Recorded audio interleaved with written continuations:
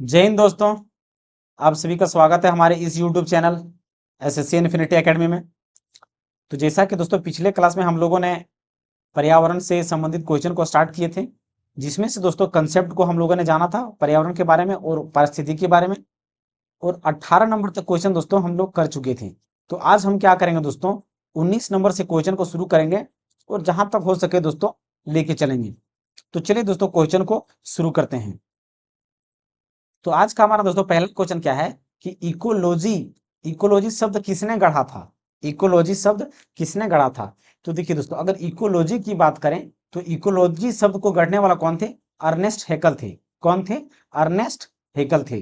तो यहाँ पे डी नंबर का क्या होगा, बिल्कुल सही आंसर हो जाएगा। और इन्होंने दोस्तों ये इकोलॉजी शब्द कब दिया था, इकोलॉजी शब्द की बात करें तो इन्होंने कब दिया था, 1866 में लगभग दिया था। इकोलॉजी शब्द की बात करें दोस्तों तो इसने कब दिया था, अर्नेस्ट हैकल ने 1866 में दिया था। कब दिया था, 1866 में दिया था, दिए थे। संरचनात्मक दृष्टि से सभी पारिस्थितिकी तंत्रों में जैविक और अजैविक घटक शामिल होते हैं। निम्नलिखित में से कौन सा पारिस्थितिकी तंत्र का जैविक घटक है। जैविक घटक है, जैविक घटक है। तो देखिए दोस्तों, जैविक घटक का तात्पर्य क्या है कि उसमें जान हो, वो सजीव होना चाहिए। जैविक घटक का मतलब क्या होना चाहिए, वो सजीव होना चाहिए। वो क्या होना चाहिए, सजीव होना चाहिए। सजीव यानी कि बायोटिक। जैविक घटक का मतलब क्या, बायोटिक मतलब यानी कि जैविक। तो क्या वायुमंडलीय आर्द्रता यानी कि दोस्तों जो हमारे वायुमंडल में नमी है, जो नमी है, क्या वो हमारे उसमें जान होता है क्या, क्या वो सजीव होता है क्या, बिल्कुल नहीं होता है। कार्बन डाइऑक्साइड, तो कार्बन डाइऑक्साइड हमारा दोस्तों क्या ये सजीव होता है क्या, बिल्कुल नहीं होता है। तापमान की बात करें तो क्या तापमान हमारा सजीव होता है क्या, बिल्कुल नहीं होता है। तो यहाँ पे दोस्तों जो हरे पौधे होते हैं, जो ऑटोट्रोप्स है, जो क्या है, ऑटोट्रोप्स है और उत्पादक भी है, जो अपना खाना स्वयं बनाता है। तो यहाँ पे डी नंबर का क्या होगा, बिल्कुल सही आंसर हो जाएगा, जो क्या है एक जैविक घटक है। बाकी दोस्तों तापमान, वायुमंडलीय आर्द्रता और कार्बन डाइऑक्साइड क्या है, अजैविक घटक है। वो क्या है, अजैविक घटक है। इनमें से कौन पारिस्थितिकी तंत्र का जैविक संघटक नहीं है। जैविक संघटक नहीं है, जैविक नहीं है दोस्तों, इसका मतलब क्या होगा, वो अजैविक होगा। इसका मतलब क्या होगा, वो अजैविक घटक होगा। तो देखिए दोस्तों, अब यहाँ पे दोस्तों उपभोक्ता की बात करें तो उपभोक्ता हमारा क्या होता है। उपभोक्ता की बात करें तो उपभोक्ता हमारा क्या होता है, जो हमारे दूसरे जीवों को या दूसरे पेड़ पौधे को, दूसरे को कंज्यूम करता है, यानी कि दूसरे पर डिपेंडेंट होता है भोजन के लिए। भोजन के लिए जो दूसरे पर डिपेंडेंट होता है, भोजन के लिए क्या होता है, दूसरे पर निर्भर करता है, या तो डिपेंडेंट होता है, डिपेंडेंट होता है तो निर्भर करता है, तो उपभोक्ता। तो ये क्या होते हैं, जैविक घटक होते हैं। प्रोड्यूसर, प्रोड्यूसर का मतलब क्या होता है दोस्तों, उत्पादक। क्या होता है, उत्पादक। जो पोषी स्तर का दोस्तों सबसे पहला स्टेज हमारा होता है उत्पादक। जैसे कि पेड़ हो गया, पेड़ पौधे, पेड़ पौधे घास वगैरह जितने भी होते हैं वो क्या होते हैं, मेरे उत्पादक होते हैं। तो ये भी क्या होता है, सजीव यानी कि जैविक घटक है। अपघटक, अपघटक दोस्तों हमने अंतिम में कल क्या पढ़ा था कि जो डिकम्पोजर होता है, डिकम्पोजर, डिकम्पोजर या तो जिसे हम मृतोपजीवी भी कहते हैं, मृतोपजीवी, मृतोपजीवी या तो सेफ्रोफाइट जिसे कहते हैं दोस्तों हम, सेफ्रोफाइट्स कहते हैं। जो दूसरे जीवों पे, जो मरे हुए जीवों पे या सड़े गले हुए पे अपना भोजन बनाता है और वहीं पे खाता है और उसको वो खत्म नष्ट करता है, तो वो क्या कहते हैं, यानी कि मरे हुए जीवों पर जो जीव अपना जीवनापन करता है, तो उसे अपघटक या तो मृतोपजीवी कहा जाता है, मृतोपजीवी कहा जाता है। तो जब मृतोपजीवी यानी कि ये भी भोजन कर रहा है तो जाहिर सी बात है कि ये सजीव होगा। तो ये भी हमारा क्या हो गया, मृतोपजीवी यानी कि अपघटक, जैविक घटक हो गया। अब यहाँ पे दोस्तों जलवायु की बात करें, जलवायु हमारा क्या है, जैसे जलवायु के अंतर्गत की बात करें तो जैसे कि आर्द्रता हो गया, तापमान हो गया, मृदा हो गया, ये हमारे सब क्या है, जलवायु, जलवायु होते हैं, यानी कि मौसम से संबंधित है ये हमारा क्या है, अजैविक घटक है। ये क्या है, अजैविक है। तो डी नंबर का आंसर यहाँ पे सही आंसर हो जाएगा। प्रकृति के क्लीनेंट्स इनमें से कौन है, इनमें से कौन है। तो दोस्तों हमने कल फिर से बताया था दोस्तों, हमने पिछले क्लास में क्या देखा था दोस्तों, हम लोग पिछले क्लास में क्या देखा था दोस्तों, क्लीनर्स। क्लीनर्स का मतलब क्या है, जो वायुमंडल को स्वच्छ रखने का काम करता है, वायुमंडल को स्वच्छ रखने का काम करता है। तो जो उत्पादक है वो क्या है हमारा, जो वो स्वयं खाना बना, यानी कि जो, सॉरी, जो उत्पादक है दोस्तों वो प्रोड्यूसर हमारा होता है, जो अपना खाना स्वयं बनाता है और ये डिपेंडेंट किसी पर नहीं होता है। तो ये हमारा क्या साफ सफाई करने का काम करता है क्या? बिल्कुल साफ सफाई करने का काम नहीं करता है। कंज्यूमर्स की बात करें दोस्तों, यानी कि उपभोक्ता, उपभोक्ता के मतलब दोस्तों जितने भी, जैसे कि गाय भैंस, हिरन, जानवर, सांप बिच्छू, चील, सांप, ये सारे के सारे क्या होते हैं? कंज्यूमर्स होते हैं, उपभोक्ता होते हैं, जो दूसरे पर निर्भर करते हैं, यानी कि ये दूसरे पे निर्भर करते हैं, वो कंज्यूमर्स होते हैं, या तो जिसे हम उपभोक्ता कहते हैं, उपभोक्ता, उपभोक्ता कहते हैं। और यहाँ पे दोस्तों मांस भक्षी, मांस भक्षी का मतलब क्या? जो मांस खाता है, जैसे मनुष्य भी मांस खाता है, और भेड़िया हो गया, टाइगर हो गया, ये सारे के सारे क्या होते हैं? मांस खाते हैं। तो जो खाते हैं, तो ये हमारा क्या होता है?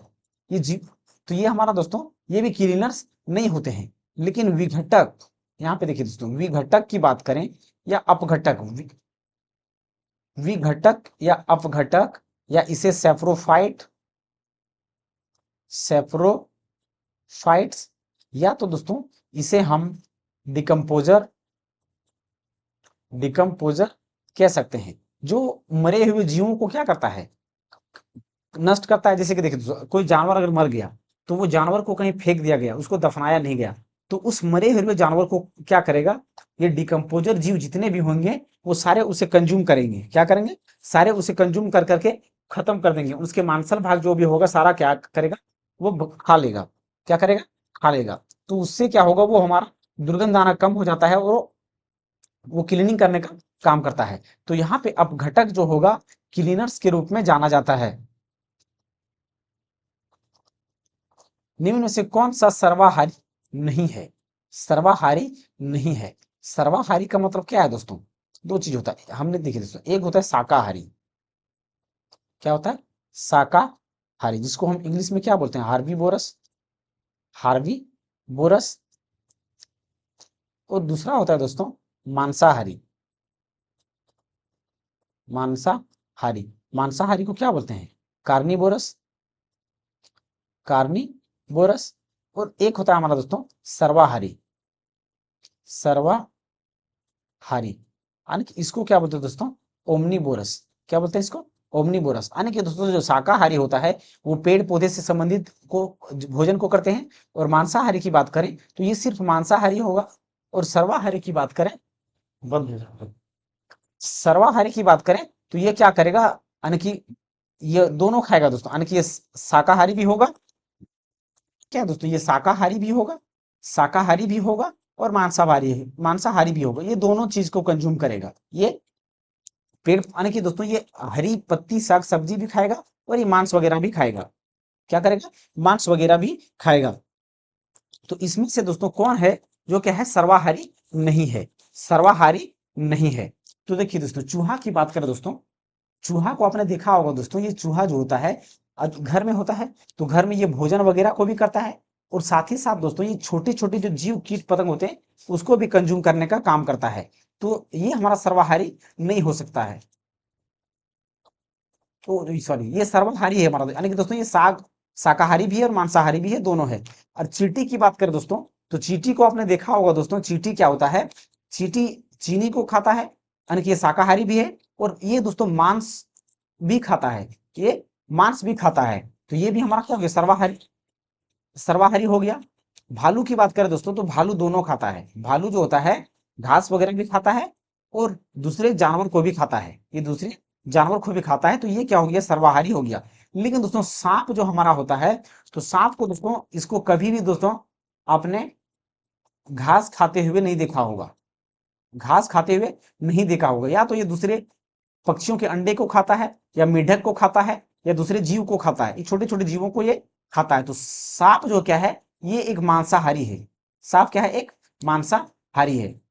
तो यहाँ पे दोस्तों डी नंबर का क्या होगा? बिल्कुल सही आंसर हो जाएगा।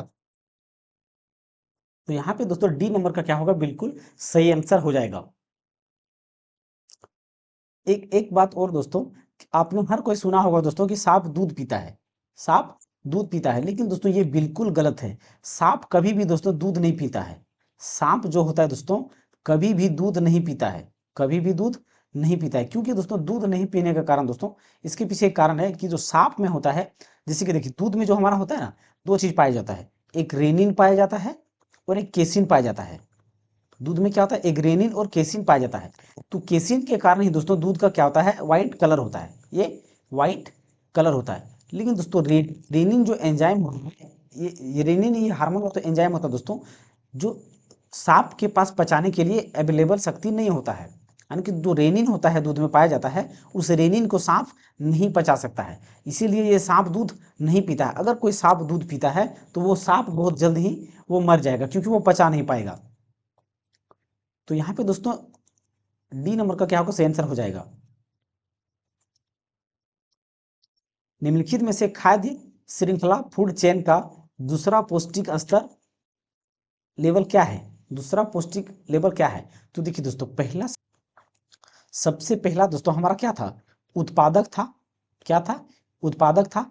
उसके ऊपर क्या था हमारा, प्रथम प्राथमिक, यानी कि प्राथमिक पोषी स्तर था। उसके ऊपर क्या था, द्वितीयक था। द्वितीयक था, फिर क्या था, तृतीयक पोषी स्तर था। तृतीयक,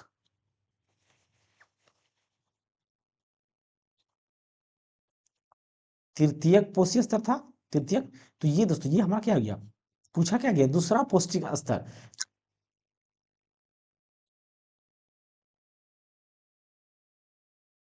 तो यहाँ पे पूछा क्या गया, दूसरा, किसके बारे में पूछा गया, दूसरा, यानी कि प्राथमिक पोषी स्तर। क्या पूछा गया, प्राथमिक पोषी स्तर। तो प्राथमिक पोषी स्तर में दोस्तों हमारा क्या आएगा, प्राथमिक। तो इसमें हमारा क्या आएगा दोस्तों, जो शाकाहारी जीव होगा, जो शाकाहारी जीव होगा दोस्तों, वो हमारा किस में आएगा, प्राथमिक में आएगा। किस में आएगा, प्राथमिक में आएगा।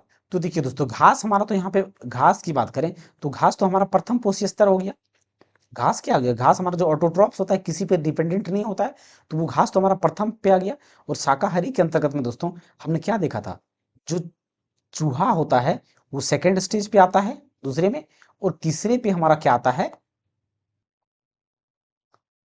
तो यहाँ पे दोस्तों चूहा हमारा कौन से स्तर पे आ रहा है, द्वितीय स्तर पे। तो यहाँ पे हमारा घास तो नहीं होगा, सांप भी नहीं होगा, चील भी नहीं होगा, क्योंकि सांप जो होता है वो मांसाहारी होता है, मांसाहारी है। तो वो मांसाहारी है दोस्तों, तो वो तो इस पे चला जाएगा, किस में जाएगा वो, सांप इसमें चला जाएगा, यानी कि तृतीय, तृतीय में।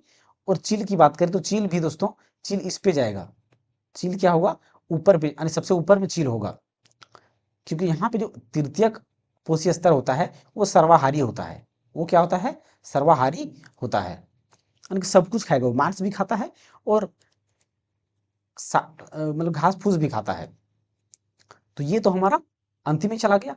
तो जो द्वितीय स्तर पे हो गया, यानी कि दूसरा पौष्टिक स्तर कौन हो जाएगा, चूहा यहाँ पे बिल्कुल सही आंसर हो जाएगा। पारिस्थितिकी तंत्र या इकोसिस्टम की संकल्पना संकल्पना को किसने परिभाषित किया था? तो वो कौन थे दोस्तों, ऑर्थर टॉन्सले थे। वो कौन थे, ऑर्थर टॉन्सले थे। कुछ जीव कार्बन डाइऑक्साइड और पानी के रूप में अकार्बनिक स्रोतों से प्राप्त सरल खाद्य सामग्री का उपयोग करते हैं। इन जीवों को किस नाम से जाना जाता है, किस नाम से जाना जाता है? तो देखिए दोस्तों, यहाँ पे ध्यान देने योग्य बात है दोस्तों। कार्बन डाइऑक्साइड क्या है, कार्बन डाइऑक्साइड और पानी, और पानी, और क्या होता है, पानी। पानी। तो हम लोगों ने क्या देखा था दोस्तों, जब हम लोगों ने प्लांट पढ़ा था बायोलॉजी में, जब हमने बॉटनी को पढ़ा दोस्तों, तो तब हमने क्या देखा कि जो पेड़ पौधे जब भोजन बनाते हैं, तो भोजन बनाने के लिए उसे क्या चाहिए, कार्बन डाइऑक्साइड चाहिए और जल चाहिए। क्या चाहिए, जल चाहिए। और पत्तियों में पहले से क्या मौजूद होता है, क्लोरोफिल पाया जाता है। क्लोरो क्लोरोफिल पाया जाता है, जिसे हम क्या कहते हैं, हरितलवक पाया जाता है, हरी तलवक। तो ये वायुमंडल से क्या लेते हैं, वायुमंडल से पत्तियां जो लेते हैं कार्बन डाइऑक्साइड लेते हैं। और जल को कहाँ से लेते हैं, जल के जमीन के से जल को ये अवशोषित करके लाते हैं पत्तियों तक। तो तब जाके क्या बनता है, इसका भोजन बनता है। पेड़ पौधे क्या करते हैं, भोजन बनाते हैं सूरज की रोशनी से। तो इस सूरज की रोशनी को लेता है, और हरितलवक तो पहले से पत्तियों में होता है। तब जाके क्या करता है, पेड़ पौधे अपना भोजन बनाते हैं। तो इस भोजन बनाने की प्रक्रिया को क्या कहते हैं हम, फोटोसिंथेसिस। इस भोजन बनाने की प्रक्रिया को क्या कहते हैं, फोटोसिंथेसिस, या तो प्रकाश संश्लेषण कहते हैं। तो प्रकाश संश्लेषण कहाँ पे होता है हमारा, जो पेड़ पौधे होते हैं। और पेड़ पौधे हमारा क्या होते हैं, ऑटोट्रॉप्स होते हैं, या तो स्वपोषी होते हैं, यानी कि उत्पादक होते हैं। तो तो यहाँ पे ए नंबर का क्या होगा, बिल्कुल सही आंसर हो जाएगा। मृत पोषी पोषण क्या है? मृत पोषी पोषण क्या है? तो जीव पोषण के लिए कीड़ों पर निर्भर रहता है? बिल्कुल नहीं। मृत पोषी का मतलब क्या है दोस्तों? जो सेप्रोफाइट होते हैं, जो क्या होते हैं, सेप्रोफाइट होते हैं, जो दूसरे जीवों पर निर्भर करते हैं, जो दूसरे जीवों पर क्या करते हैं दोस्तों, निर्भर करते हैं, यानी कि मरे हुए जीव को खाते हैं। मृतोप मृतोपजीवी भी कहते हैं इसको, मृतोपजीवी, यानी कि मरे हुए जीव को क्या करेगा, खाएगा और भक्षण करेगा। मरे हुए जीवों को खाएगा और अपना भोजन बनाएगा और जीवन यापन करेगा। तो जीव जीव पोषण के लिए कीड़ों पर निर्भर करता है? बिल्कुल नहीं। जीव पोषण के लिए अन्य जानवरों पर निर्भर करता है? जानवरों पर निर्भर नहीं करता दोस्तों, मरे हुए जानवर जो होगा उसे पर निर्भर करेगा। तो ये भी हमारा नहीं होगा। जीव पोषण के लिए पौधों पर निर्भर करता है? तो पौधों पर निर्भर करता है दोस्तों, तो वो भी बिल्कुल गलत है ये। जीव अपना भोजन मृत एवं क्षयकारी पदार्थ से प्राप्त करता है? तो डी नंबर का क्या होगा, बिल्कुल सही आंसर हो जाएगा, जिसे सेप्रोफाइट या तो डिकम्पोजर भी कहते हैं या मृतोपजीवी भी कहते हैं। तो ए यानी कि दोस्तों मृतपोषी पोषण क्या हो जाएगा, डी नंबर का सही आंसर होगा। साधारण पदार्थों से स्वयं भोजन बनाने वाले जीवों को डैश कहा जाता है? साधारण पदार्थों से, साधारण पदार्थों से, तो साधारण पदार्थों का क्या मतलब है दोस्तों? साधारण पदार्थों से, जैसे मृतपोषी की बात करें तो पिछला क्वेश्चन में हमने क्या देखा, मृतपोषी में हमने देखा कि जो दूसरे मरे हुए जीव होता है उस पे अपना भोजन करता है। तो क्या कोई मरेगा तब तो भोजन करेगा? तो ये क्या साधारण है क्या?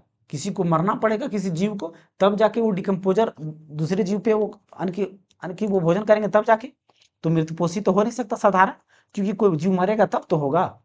परपोषी, परपोषी मतलब क्या दोस्तों, दूसरे पर डिपेंडेंट होना, दूसरे पर डिपेंडेंट होना, वो क्या कहलाता है, परपोषी। तो पर जैसे कि देखिए दोस्तों, एक एक ही दिन की बात करें तो एक शेर भी उठता है और एक टाइगर भी उठता, सॉरी, एक शेर होता है और एक हिरन भी उठता है, लेकिन हिरन को भी भोजन चाहिए और टाइगर को भी भोजन चाहिए, दोनों को भोजन चाहिए। तो भोजन तो दोनों को चाहिए दोस्तों, तो उसके लिए तो हिरन किसको खाएगा, घास फूस को खाएगा। तो हिरन किस पर डिपेंडेंट हुआ, घास फूस पर डिपेंडेंट हुआ। लेकिन टाइगर की बात करें, टाइगर हिरन और खरगोश को खाएगा, यानी कि जीवों दूसरे जीवों को खाओ, तो वो दूसरे जीवों पर डिपेंडेंट है। तो परपोषी मतलब क्या, दूसरे पर डिपेंडेंट होना। तो दूसरे पर डिपेंडेंट होना, यानी कि अगर अगर हिरन मान लेते कि उठा तो उस दिन घास कहीं मिला ही नहीं सही से उसको, तो वो नहीं खाएगा। अगर टाइगर की बात करें तो उसको भी दूसरा जीव अगर नहीं मिला तो उस दिन भी वो भूखा रह जाएगा। तो ये तो डिपेंडेंट है दूसरे पर दोस्तों, यानी कि ये साधारण पदार्थ नहीं हो सकता है, साधारण भोजन पदार्थ नहीं हो सकता है। तो ये डिपेंडेंट भी हमारा नहीं होगा, आंसर नहीं होगा। अब यहाँ पे दोस्तों स्वपोषी की बात करें, तो स्वपोषी क्या है दोस्तों, ये किसी पे डिपेंडेंट नहीं है। स्वपोषी क्या है, किसी पे डिपेंडेंट नहीं है, क्योंकि ये उत्पादक है, क्योंकि अपना भोजन ये खुद बना सकता है। इसको सिर्फ क्या चाहिए, कार्बन डाइऑक्साइड, वो तो वायुमंडल में बहुत सारा अवेलेबल है। जल चाहिए तो ये जड़ से नीचे से लेके जाएगा पेड़ पौधे। और सूरज की रोशनी चाहिए तो सूरज की रोशनी तो ऑटोमेटिक जाहिर सी बात है कि सूरज की रोशनी तो निकलना तय है, तो वहां से वो भोजन बना लेंगे। तो पत्तियों में तो हरित लवण होता ही है। तो सबसे आसान अगर कोई भोजन बनाना है दोस्तों, तो वो स्वपेशी के लिए होता है, क्योंकि ये किसी पर डिपेंडेंट नहीं होता है। तो सी नंबर का यहाँ पे क्या होगा, बिल्कुल सही आंसर हो जाएगा।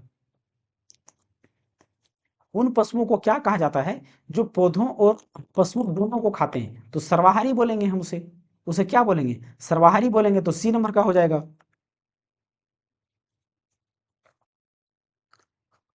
वह संकीर्ण क्षेत्र जहां भूमि जल और वायु मिलते हैं, वह संकीर्ण क्षेत्र जहां भूमि जल और वायु मिलते हैं, उसे क्या कहा जाता है? तो दोस्तों इसके बारे में हमने क्या बताया था, कल बताया था कि ये तीन हो गया दोस्तों, ये तीन क्षेत्र इस प्रकार से कुछ है, क्या है, तो ये हमारा मान लेते हैं क्या है, ये वायुमंडल हो गया। ये क्या हो गया, वायुमंडल। ये क्या हो गया दोस्तों, वायुमंडल, यानी कि एटमॉस्फेयर हो गया। और ये हमारा क्या हो गया, जलमंडल।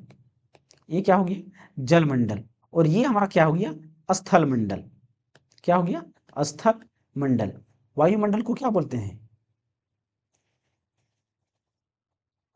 एटमॉस्फेयर। एटमॉस्फेयर क्या बोलेंगे इसको, एटमॉस्फेयर। और जलमंडल को क्या बोलेंगे, हाइड्रोस्फेयर, हाइड्रोस्फेयर। और स्थल मंडल को क्या बोलेंगे दोस्तों, लिथोस्फेयर। क्या बोलेंगे, लिथोस्फेयर। अब यहाँ पे दोस्तों जो तीनों कॉमन हमारा होगा, तीनों क्या होगा, कॉमन होगा। देखिए ये तीनों कॉमन हमारा आ रहा है, तो ये जो बीच वाला क्षेत्र होगा वो हमारा क्या कहलाएगा, जीवमंडल कहलाएगा। वो क्या कहलाएगा, जीवमंडल कहलाएगा। तो जीवमंडल कहने का क्या मतलब है दोस्तों, किसी भी जीव को, किसी भी जीवित प्राणी को क्या क्या चाहिए, जल चाहिए, स्थल भी चाहिए और वायुमंडल भी चाहिए, तीनों चाहिए, तीनों चाहिए ना। तो वो हमारा क्या होगा, जीवमंडल कहलाएगा। क्या कहलाएगा, जीवमंडल कहलाएगा। और उसी जीवमंडल पे दोस्तों मनुष्य हो या कोई जीव जानवर अपना जीवन यापन करता है, क्योंकि जो भी जीव होगा उसको जल भी चाहिए, वायुमंडल भी चाहिए और स्थल भी चाहिए। तो यहाँ पे जीवमंडल क्या होगा, बिल्कुल सही आंसर हो जाएगा। निम्नलिखित में से क्या जैव निम्नीकरणीय पदार्थ है, जैव निम्नीकरणीय पदार्थ है। तो जैव निम्नीकरणीय का पदार्थ का क्या मतलब है दोस्तों, कि जो जैव निम्नीकरणीय का मतलब क्या है दोस्तों, ये समझते हैं सबसे पहले। जैव निम्नीकरणीय को दोस्तों हम इंग्लिश में बात करें तो इसको क्या बोलते हैं, बायोडिग्रेडेबल। बायोडिग्रेडेबल मतलब दोस्तों जिसका हम क्या कर सकते हैं,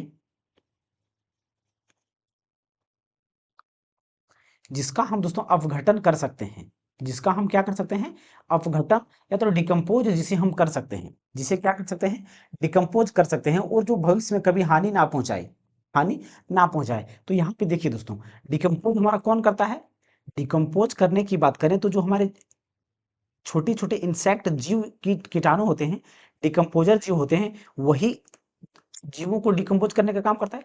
तो डिकम्पोज करते हैं तो वो क्या करते हैं, जो मरे हुए जीव होते हैं उसे डिकम्पोज करते हैं, जो मरे हुए जीव या जानवर होते हैं उसको वो खा खा के भक्षण करके वो उसको डिकम्पोज कर देते हैं। लेकिन दोस्तों वो जीव है, क्या वो पॉलीथीन को खा कर डिकम्पोज करेगा क्या, पॉलीथीन को नहीं खा सकता है वो, तो पॉलीथीन डिकम्पोज होगा, बिल्कुल नहीं होगा। एल्युमिनियम कैन की बात करें तो एल्युमिनियम को भी क्या वो डिकम्पोज कर सकता है क्या, नहीं डिकम्पोज कर सकता है। कांच की बात करें तो कांच को भी क्या डिकम्पोज कर सकता है क्या, बिल्कुल नहीं डिकम्पोज कर सकता है। लेकिन दोस्तों अगर पौधे को की बात करें तो पौधा दोस्तों वो पौधा क्या है दोस्तों, पौधा को अगर हम जमीन पे रख दें तो वो एक ना समय में वो डिकम्पोज हो जाता है, वो क्या होता है, डिकम्पोज हो ही जाता है। लेकिन पॉलीथीन को दोस्तों कितनों साल तक आप निकालते हैं तो ये बहुत लंबे समय तक डिकम्पोज नहीं होता है, कांच भी बहुत लंबे समय तक डिकम्पोज नहीं होता है। तो यहाँ पे दोस्तों जो जैव नवीकरणीय पदार्थ है वो क्या है, हमारा पौधे हैं, जिसका जिसको दोस्तों डिकम्पोज किया जा सकता है, जिसको डिकम्पोज किया जा सकता है या अपघटन जिसका किया जा सकता है, या जिसे नष्ट पूरे तरीके से नष्ट किया जा सकता है, वो हमारा क्या होता है, जैव नवीकरणीय होता है। बाकी जो होता है दोस्तों उसे क्या बोलेंगे हम, अजैव नवीकरणीय, अजैव निम्नीकरणीय, जिसे करणीय, जिसको दोस्तों बायोडिग्रेडेबल नहीं किया जा सकता, यानी कि नॉन बायोडिग्रेडेबल हो कहलाएगा वो, जिसको डिकम्पोज नहीं किया जा सकता है। तो जिसको डिकम्पोज नहीं किया जा सकता वो पॉलीथीन हो गया, कांच हो गया, एल्युमिनियम कैन हो गया। तो यहाँ पे डी नंबर का क्या होगा, बिल्कुल सही आंसर हो जाएगा, जिसे डिकम्पोज किया जा सकता है। निम्न में से कौन सा अजैविक घटक नहीं है, निम्न में से कौन सा अजैविक घटक नहीं है। अजैविक का मतलब क्या दोस्तों, वो निर्जीव होगा, क्या होगा, निर्जीव होगा। तो निर्जीव होगा तो इसमें से तीन क्या है, निर्जीव होगा, तीन क्या होगा, निर्जीव होगा। एक हमारा क्या होगा, सजीव होगा, एक क्या होगा, सजीव होगा। और जो सजीव होगा वो हमारा क्या होगा, जैविक घटक होगा, वो क्या होगा, जैविक घटक होगा। और वही जैविक घटक हमारा क्या होगा, आंसर होगा, वही क्या होगा, आंसर होगा। तो जल की बात करें तो क्या ये जैविक घटक है क्या, बिल्कुल नहीं। मृदा हमारा अजैविक घटक है, सूर्य की प्रकाश अजैविक घटक है। लेकिन हरा पौधा हमारा क्या है दोस्तों, जैविक घटक है, तो ये अजैविक घटक नहीं हो सकता है। उस प्रकार के पोषण का नाम बताएं जिसमें जीव अपना पोषण मृत और विघटनीय पदार्थों में विलयन के रूप में प्राप्त करते हैं। तो वो हमारा क्या दोस्तों, मृतपोषी है। पोषण क्या मृत जीवों पे पोषण करता है, तो वो हमारा क्या है, मृतपोषी, जिसे डिकम्पोजर कहते हैं। तो डी नंबर का इसका भी क्या होगा, सही आंसर हो जाएगा। हरे पौधे और कुछ जीवाणु अपने भोजन का निर्माण स्वयं करते हैं। तो वो हमारा क्या है दोस्तों, स्वपोषी कहलाता है। वो क्या है, स्वपोषी है, तो बी नंबर का हो जाएगा। खाद्य श्रृंखला के तीसरे पोषी स्तर में निम्नलिखित में से किसे शामिल किया गया है, किसे शामिल किया गया है। तो देखिए दोस्तों, सब यहाँ पे हमने क्या देखा, सबसे नीचे पे हमारा क्या होता है, उत्पादक होता है, जो जो क्या है, पहला पोषी स्तर है। दूसरा पोषी स्तर की बात करें तो वो हमारा क्या है, प्राथमिक है। वो क्या है, प्राथमिक है। तो ये दूसरा पोषी स्तर है। उसके बाद हमारा अगला क्या है, द्वितीयक है। क्या होता है, द्वितीयक होता है। तो ये हम क्या है, तीसरा पोषी स्तर है। और अंतिम में हमारा क्या होता है, तृतीयक होता है। या तो तृतीयक को दोस्तों इसको शीर्ष बोलते हैं। शीर्ष मतलब क्यों बोलते हैं दोस्तों, क्योंकि ये सबसे अंतिम और सबसे ऊपर है। क्या है, सबसे ऊपर है, इसीलिए शीर्ष उपभोक्ता के नाम से जानते हैं। बाकी ये भी हमारा क्या है, उपभोक्ता है, द्वितीय उपभोक्ता, और ये प्रथम उपभोक्ता, और ये हमारा दोस्तों उत्पादक है। तो ये हमारा क्या हो गया, चौथे पोषी स्तर पर हो गया। तो यहाँ पे क्या बोला गया हमें, खाद्य श्रृंखला के तीसरे पोषी स्तर पर। तो तीसरा पोषी स्तर, पहला पोषी स्तर, दूसरा पोषी स्तर, तीसरा पोषी स्तर। तो तीसरा पोषी स्तर पर कौन सा है हमारा, तीसरा पोषी स्तर पर द्वितीयक उपभोक्ता है। क्या है, द्वितीयक उपभोक्ता। तो द्वितीयक उपभोक्ता क्या होगा, बिल्कुल सही आंसर हो जाएगा। उपयुक्त खाद्य श्रृंखला इनमें से कौन है, उपयुक्त खाद्य श्रृंखला इनमें से कौन है।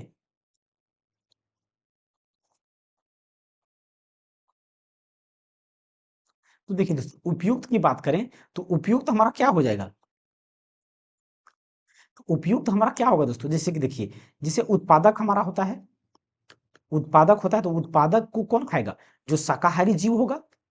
जो शाकाहारी जीव होगा वो क्या खाएगा, उत्पादक को खाएगा। और शाकाहारी जीव खाने वाला कौन होगा, हमारा प्राथमिक स्तर के, यानी कि प्राथमिक पोषी स्तर होगा।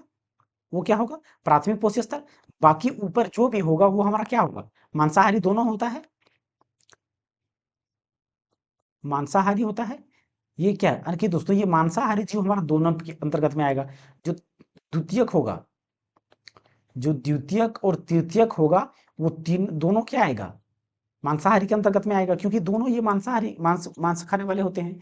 तो यहाँ पे सही हमारा क्या कौन सा होगा, पहले उत्पादक को कौन खाएगा, शाकाहारी जीव खाएगा। अब इस जीव को कौन खाएगा, मांसाहारी खाएगा। यानी कि देखिए, उत्पादक को कौन खाएगा, शाकाहारी जीव खाएगा। फिर शाकाहारी जीव कौन होता है, यानी कि खरगोश हो गया, बकरी हो गया, घोड़ा हो गया, हिरन हो गया, ये शाकाहारी जीव है। तो ये किसको खाएगा, उत्पादक घास पौधे घास फूस को खाएगा। अब इस जानवर को कौन खाएगा, मांसाहारी जीव होगा, यानी कि शेर, टाइगर, मनुष्य, ये इनको कंज्यूम करेगा। तो पहले ही ऑप्शन क्या होगा, बिल्कुल सही आंसर हो जाएगा। देखिए दोस्तों, यहाँ पे दूसरा ऑप्शन को देखते हैं, क्या मांसाहारी जीव उत्पादक को खाएगा, घास फूस को खाएगा। अगर टाइगर को घास दे दिया जाए तो क्या वो घास को खाएगा, क्या, बिल्कुल नहीं खाएगा। तो शाकाहारी को यहाँ पे मांसाहारी जीव खाएगा, ये सही है दोस्तों। लेकिन क्या उत्पादक दूसरे पर डिपेंडेंट होता है क्या, क्या ये इसको खाएगा मांसाहारी को, क्या, बिल्कुल नहीं। क्योंकि उत्पादक तो अपना भोजन स्वयं बनाता है। शाकाहारी उत्पादक इसको खाता है, उत्पादक किसी को नहीं खाता है, बल्कि वो अपने आप पे डिपेंडेंट होता है, वो खुद पे डिपेंडेंट है, किसी दूसरे पर डिपेंडेंट नहीं है। तो ए नंबर का क्या होगा यहाँ पे, बिल्कुल सही आंसर हो जाएगा। प्राथमिक उपभोक्ता कौन है, प्राथमिक उपभोक्ता। तो देखिए दोस्तों, अगर प्राथमिक उपभोक्ता की बात करें तो हमारा शाकाहारी जीव है वो होगा, वो क्या होगा, शाकाहारी जीव हो जाएगा। तो डी नंबर का यहाँ पे क्या होगा, बिल्कुल सही आंसर हो जाएगा। मिट्टी के प्रदूषक जो सूक्ष्म जीवों को, पौधों को मारकर खाद्य श्रृंखला और खाद्य वेब को प्रभावित करते हैं, कहलाते हैं, वो कहलाते हैं। दोस्तों पहले यहाँ पे ये समझते हैं दोस्तों, अगर हम लोगों ने दोस्तों मान लेते खेती कर रहे हैं, क्या कर रहे हैं, खेती कर रहे हैं, और खेती कर रहे हैं दोस्तों, तो उसमें खेती में जैसे कि धान हम लोगों ने लगाया, क्या लगाया, धान लगाया।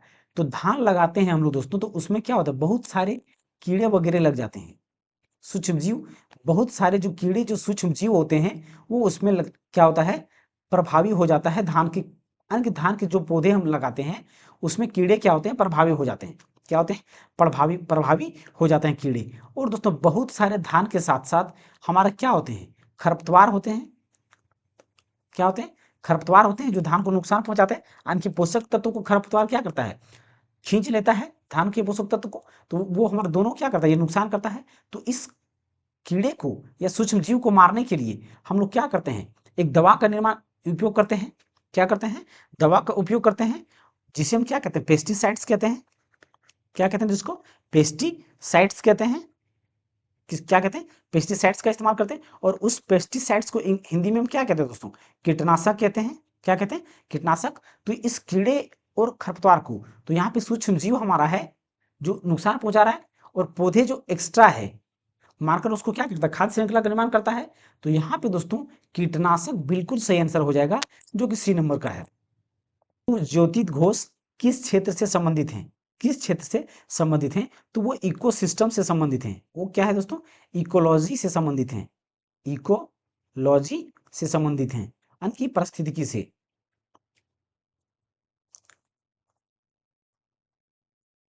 एक खाद्य श्रृंखला में इनमें से किसकी आबादी सबसे अधिक होती है? सबसे अधिक होती है खाद्य श्रृंखला में। तो देखिए दोस्तों, अगर खाद्य श्रृंखला में सबसे अधिक आबादी की बात करें तो उत्पादक होता है दोस्तों हमारा, यानी कि घास फूस को क्या हम कभी गिन सकते हैं, क्या काउंट कर सकते हैं कि कितने पेड़ पौधे हैं? वो बिल्कुल नहीं कर सकते हैं। तो यहाँ पे सबसे अधिक मात्रा में जो होगा वो क्या होगा? उत्पादक हो जाएगा। क्या हो जाएगा? उत्पादक हो जाएगा। और इस उत्पादक को कौन खाएगा? ये प्राथमिक उपभोक्ता उपभोक्ता वाली खाएगा। अब इस प्राथमिक को कौन खाएगा? द्वितीय वाला। और द्वितीय वाला कौन खाएगा? तृतीय वाला। तृतीय वाले को तृतीय वाले खाएंगे। और तृतीय वाले जब खत्म हो जाएंगे तो सब अंतिम में कौन इस्तेमाल होता है? यानी कि दोस्तों जो अंतिम पोषी, अगर कहा जाए कि अंतिम पोषी स्तर होता है वो कौन होता है? अंतिम पोषी स्तर की बात करें दोस्तों तो उसे हम विघटक या तो अपघटन या तो डिकम्पोजर को कह सकते हैं, क्योंकि किसी भी जीव का अंतिम को खत्म करने का या डिकम्पोज करने का काम कौन करता है? डिकम्पोजर करता है। तो सबसे अधिक मात्रा की बात करें आबादी प्रपोषी में कौन सा, यानी कि भोजन के लिए कौन सा अधिक है श्रृंखला में? तो यहाँ पे उत्पादक से आंसर हो जाएगा। प्राथमिक उपभोक्ता और माध्यमिक उपभोक्ता के बीच अंतर क्या है? अंतर क्या है? तो देखिए दोस्तों, अगर हम बात करें प्राथमिक उपभोक्ता का, तो देखिए प्राथमिक उपभोक्ता, प्राथमिक उपभोक्ता जो होता है वो सिर्फ और सिर्फ क्या खाएगा? उत्पादक को खाएगा। उत्पादक का सेंस क्या मतलब दोस्तों? घास फूस या तो पेड़ पौधे को खाएगा। क्या खाएगा? घास फूस और पेड़ पौधे को खाएगा।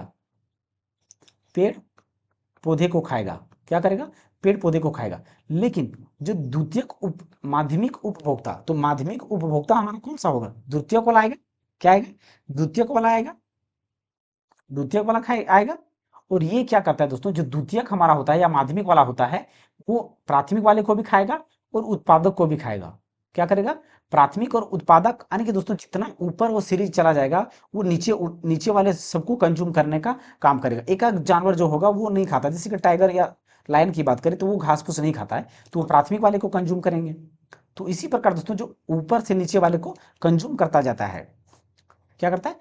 करता जाता है, यानी कि वो जैसे कि द्वितीयक की बात करते हैं, द्वितीयक प्राथमिक वाले को भी खाएगा और उत्पादक वाले को भी खाएगा। तो प्राथमिक उपभोक्ता पौधे खाते हैं, बिल्कुल पौधे खाते हैं। और अन्य उपभोक्ता माध्यमिक उपभोक्ता पौधे को विघटित पदार्थ खाते हैं, बिल्कुल नहीं दोस्तों, विघटित पदार्थ करने का उपभोक्ता इस्तेमाल करता ही नहीं है वो। तो पहला क्या है? गलत है। प्राथमिक उपभोक्ता केवल पौधे खाते हैं, बिल्कुल सही, केवल पौधे ही खाते हैं प्राथमिक उपभोक्ता। माध्यमिक उपभोक्ता प्राथमिक वाले उपभोक्ताओं को खाते हैं, बिल्कुल प्राथमिक वाले खाएंगे, यानी कि ऊपर वाला नीचे वाले को खाएगा, बिल्कुल खाएगा। तो यहाँ पे ये सही लग रहा है दोस्तों। प्राथमिक उपभोक्ता पौधे और विघटित नहीं, प्राथमिक वाले सिर्फ और सिर्फ पौधे खाते हैं, विघटित वाले को नहीं खाते हैं। प्राथमिक उपभोक्ता अन्य उपभोक्ताओं को बिल्कुल गलत, सिर्फ और सिर्फ ये उत्पादक को ही खाता है। तो यहाँ पे पी नंबर का बिल्कुल सही आंसर हो जाएगा। इकोटोन का क्या अर्थ होता है? इकोटोन का क्या अर्थ होता है?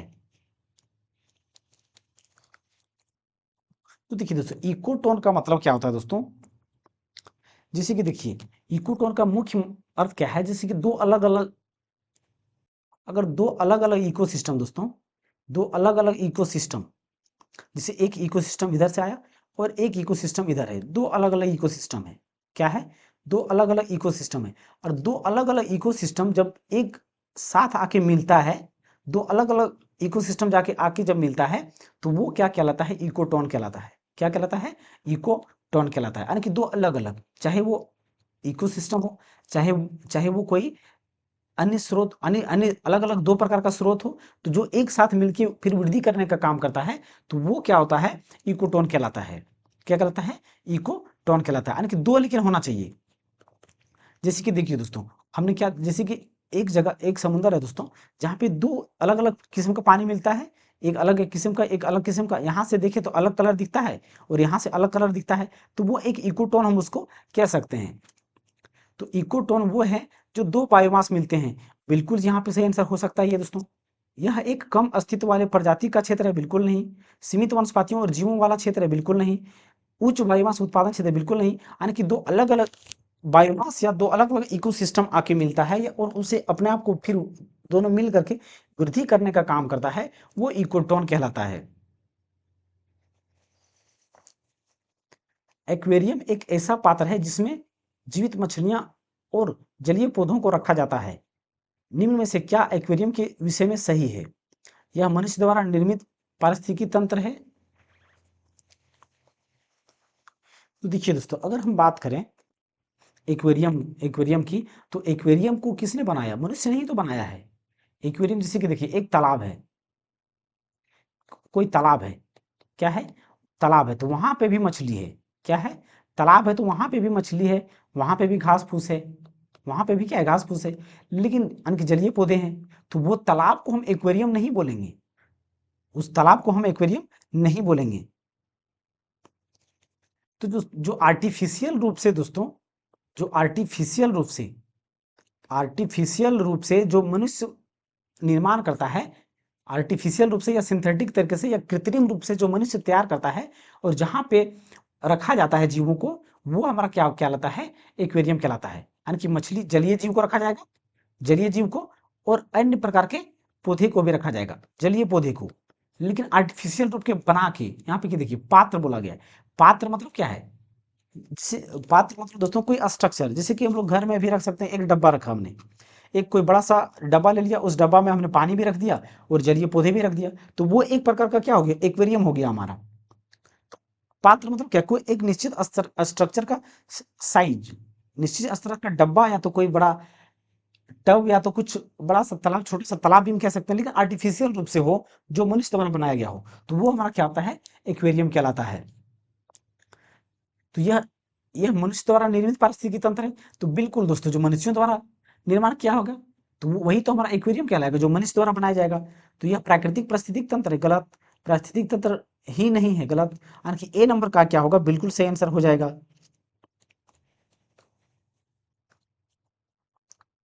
पशुओं की प्रजातियां ज्यादातर डैश के कारण लुप्त प्राय हो रही है, लुप्त प्राय हो रही है। तो देखिए दोस्तों, पशुओं की जो अधिकतर प्रजातियां है वो क्या है? अधिकतर प्रजातियां क्या है? लुप्त प्राय। लुप्त प्राय मतलब क्या? गायब हो रही है। क्या हो रहा है? गायब हो रहा है। तो गायब होने का मुख्य कारण क्या है दोस्तों? जैसे कि देखिए, अगर हम आजकल की बात कर ले दोस्तों, तो हमारे आसपास में जंगल जितने थे, उस जंगल में दोस्तों बहुत सारे तरह तरह के जानवर पाए जाते थे। जंगल में बहुत सारे जीव पाए जाते थे, लेकिन उस जंगल का क्या हो गया दोस्तों? उसमें पेड़ पौधे का इतना कटाव हो गया, इतना कटाव हो गया कि जो जानवर थे यहाँ से दूसरी जगह चले गए, यानी कि गायब हो गए यहाँ से। क्या हो गए? गायब हो गए। यानी कि दोस्तों, मेन इसकी वजह क्या है? इसका आवास का, जो रहने का स्थान है, इसके रहने का स्थान का दोस्तों सही से इस्तेमाल में नहीं रह पा रहा है, जिसकी वजह से पक्षी, कोई भी जीव जानवर वो सही ढंग से अपना निवास स्थान पे नहीं सिलेक्शन कर पा रहा है, तो जिसकी वजह से वो विलुप्त होना प्रारंभ हो चुकी है। यानी कि आवास का दोस्तों समस्या होना, यानी कि रहने का, घर का अगर किसी का ठिकाना नहीं दोस्तों, तो वो कहाँ जाएगा? इसी वजह से वो क्या है, मैंने कारण क्या है? वो लापता या लुप्त प्राय होने का संभावना है। तो यहाँ पे ए नंबर का क्या होगा? बिल्कुल सही आंसर हो जाएगा। एक दोस्तों, एक क्वेश्चन और है, जो डोडो बर्ड था, डोडो बर्ड या तो डोडो पक्षी, जो दोस्तों हमारे इस धरती से विलुप्त हो चुका है। क्या हो चुका है? विलुप्त हो चुका है। तो इसके बारे में भी दोस्तों दोस्तों क्वेश्चन पूछा जाता है कि कौन सी ऐसी पक्षी है जो अभी तक विलुप्त हो चुका है? तो वो क्या है? डोडो बर्ड है। वो क्या है? डोडो बर्ड है। वैज्ञानिक विश्लेषण और अध्ययन को क्या कहा जाता है? तो वो हमारा क्या है दोस्तों? इकोसिस्टम में पारिस्थितिकी है। तो ए नंबर का ही तो आंसर होगा। इतना हम लोग यही तो पढ़ रहे हैं शुरू से इसमें, कि इकोसिस्टम का दोस्तों एक चीज और दोस्तों, इकोसिस्टम हमारा कब बनता है या पारिस्थितिकी कब बनता है?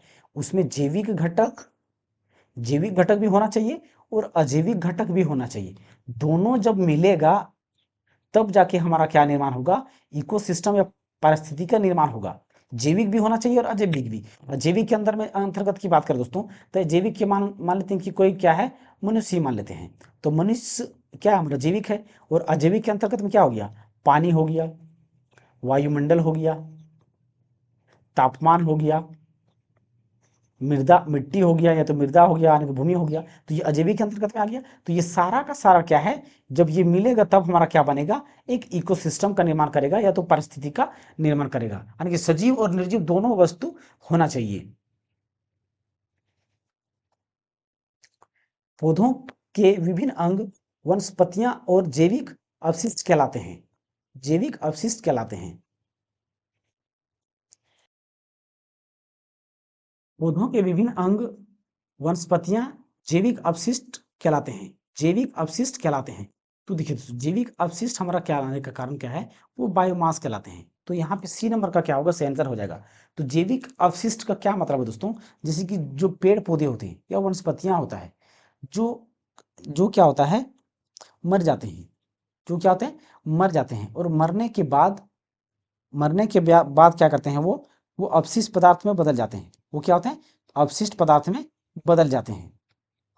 अवशिष्ट पदार्थ में बदल जाते हैं, और उस अवशिष्ट पदार्थ को दोस्तों बायोमास कहा जाता है। क्या कहा जाता है, बायोमास कहा जाता है। और फिर बाद में इसको क्या किया जाता है, जला करके विभिन्न प्रकार का ईंधन का निर्माण यानी कि निकाला जाता है, फ्यूल निकाला जाता है। और जीवाश्म ईंधन की बात करें दोस्तों, तो जीवाश्म ईंधन हमारा क्या होता है, तो जीवाश्म ईंधन हमारा क्या होता है दोस्तों, जैसे कि कोई भी लकड़ी या जीव हमारे मर गए, बहुत सालों पहले मर गए हैं, और वो जमीन के नीचे क्या है, बहुत सालों से दबा पड़ा था। क्या था, दबा पड़ा है। और वो दबे हुए जीव को, दबे हुए जितने भी लकड़ी वगैरह जो भी था, वो हमारा क्या हो चुका है, बदल चुका है, फ्यूल के रूप में बदल चुका है। यानी कि जीवों से बना हुआ वो क्या है, अपशिष्ट, जीवों के अपशिष्ट से पदार्थ से बने हुए को जीवाश्म ईंधन कहते हैं। तो ये प्रोसेस हमारा दोस्तों लाखों सालों के पश्चात जीवाश्म ईंधन का निर्माण होता है। वनस्पतियों और जीवों का उल्लेख है। वनस्पतियों और जीवों का उल्लेख है। तो देखिए दोस्तों, वनस्पति की बात करें या जीवों की बात करें, तो वो हमारा यहाँ पे क्या हो जाएगा, चिड़िया और जानवर। तो चिड़िया और जानवर तो दोस्तों हमारा तो सिर्फ जीव हो गया। तो वनस्पति कहाँ से हुआ इसमें, पर्वत और नदियां, तो ये तो सिर्फ दोस्तों वनस्पति हो गया हमारा। ये क्या हो गया, वनस्पति हो गया। क्या हो गया, वनस्पति। और ये हमारा दोनों क्या हो गया, जीव हो गया। मानव और जानवर, तो ये तो फिर हमारा जीव हो गया, जीव हो गया। यहाँ पे देखिए, पौधा हमारा क्या हुआ, वनस्पति हो गया। पौधा क्या हुआ, वनस्पति। और जानवर हमारा क्या हो गया, जीव हो गया। यानी कि वनस्पति और जीवों का उल्लेख, तो सी नंबर का क्या होगा, सही आंसर हो जाएगा। तो आज के हमारे दोस्तों इतने सवाल थे। तो आई होप दोस्तों आप सभी को ये वीडियो पसंद आया होगा, हेल्पफुल हुआ होगा। तो अगर दोस्तों आप सभी को अगर हेल्पफुल हो रहा है, तो दोस्तों हमारे इस चैनल को सब्सक्राइब करें, साथ ही साथ दोस्तों लाइक करें और कमेंट दोस्तों अवश्य करें।